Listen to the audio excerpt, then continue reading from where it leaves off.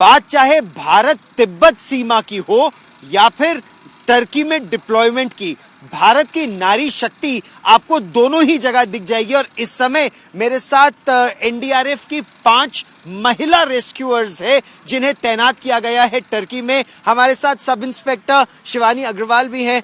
Ma'am, आप ITBP में भारत तिब्बत सीमा पर तैनात रह चुकी हैं। टर्की में आपका क्या ऑपरेशन है? सबसे पहले तो हम आईटीबीपी से हैं और आईटीबीपी में हमें फिजिकल फिटनेस किस तरीके से क्या करना है क्या नहीं करना है, जो हमारा बेसिक काम था वहाँ पे वो बॉर्डर गार्डिंग का था। तो वहाँ पे हमने देखा किस तरीके से आप एक दुश्मन से अपने देश को सुरक्षित रखते हो। बट वहीं जब हम एनडीआरएफ में आए तो एनडीआरएफ में हमारा काम एकदम दूसरा था। यहाँ पे हमारा काम है लोगों को बचाना। तो यहाँ पे बहुत अच्छा लगता है हमें लोगों की, जब हम हेल्प करते हैं उनको बचाते हैं, तो दोनों ही चीज़ों में बहुत अंतर है। अंतर तो बहुत है। और मतलब भारत तिब्बत की सीमा हो या फिर टर्की, आपका काम यहाँ अलग कैसे है? सर, वहाँ पे हमारी बॉर्डर पे रक्षा करनी होती है, लोगों को मतलब बचाना, मतलब देश की रक्षा करनी होती है। यहाँ पे हमें रेस्क्यू करना है सर। लोग जो मतलब बिल्डिंग के या कोलैप्स हुई है उनके नीचे दबे हुए हैं, या तो सर लाइव मिल जाएं या फिर लाइव नहीं होने के चांस है तो फिर उनकी डेड बॉडी निकालने के लिए सर। तो यही हमारा काम है सर कि मतलब जो भी जिनकी फैमिली बिछड़ गई उनको उनसे मिलाना है। और यहाँ क्या अभी तक आप लोग को डिप्लॉय किया है? किस प्रोविंस में और कहाँ कहाँ आप अभी यहाँ डिप्लॉयड रह चुके हैं पिछले 2-3 दिनों में?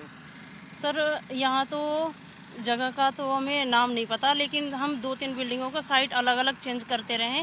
जहाँ हमारा तो पहले ट्राइज होता है, उसमें अगर लाइव विक्टिम को फर्स्ट प्रायोरिटी दी जाती है। हमारे लिए लाइव विक्टिम को पहले बचाने का हम काम करते हैं। उसके बाद से जो डेड बॉडी हो उसको भी मतलब हमारे जैसे अपने फैमिली जैसे हम ट्रीट करते हैं।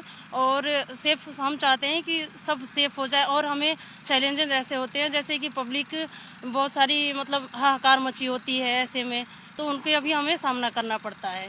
और यहाँ पर तुर्की में क्या वो हाहाकार वाली स्थिति रही है जब आप डिप्लॉयड थे, या लोग आपको देखकर और कोऑपरेट करते हैं क्योंकि वैसे ही बहुत दुखी हैं इस समय लोग यहाँ? बेसिकली सर, यहाँ जब आए कल हम ऑपरेशन में गए थे तो वहाँ पर हमने देखा कि लोग हमें बहुत कोऑपरेट कर रहे थे। वो जैसे ही हम अंदर जा रहे थे तो वो उनकी कोई ना कोई रिलेटिव्स उसके अंदर फंसा हुआ था, तो वो हमें कोऑपरेट कर रहे थे कि आप लोग जाइए और उसको निकालिए। ऐसा नहीं, वो उनके लोग जा रहे थे, उनको इतना नहीं इफेक्ट कर रहे थे, लेकिन हम लोगों के लिए बेसिकली वो बोल रहे थे कि आप लोग जाइए, क्योंकि हम लोग उनको सेफली निकाले। वो लोग तो बुलडोजर से निकाल रहे थे, तो इसलिए उनको हम पे ज़्यादा भरोसा था। और महिलाएं भी हमें मिलती हैं, वो भी हमसे अच्छे से बात करती है। हम उनकी लैंग्वेज भले ही नहीं समझ पाते, लेकिन उनके इशारे हमें समझ में आते हैं। वो हमें थैंक यू के सहारे से इस तरह की बातें करती हैं, मतलब हमें थैंक यू बोलती हैं। ये बहुत बड़ी बात है। जो संवेदना की बात अगर हम करें तो संवेदनशील होकर यहाँ पर भारत की टुकड़ियां काम कर रही हैं। क्या आपका भी इसी तरह का अनुभव रहा है? फील्ड में और लोग बुलडोजर चला देते हैं और जो भारत की टीमें हैं वो हाथ से लोगों को निकालने का प्रयास कर रही है?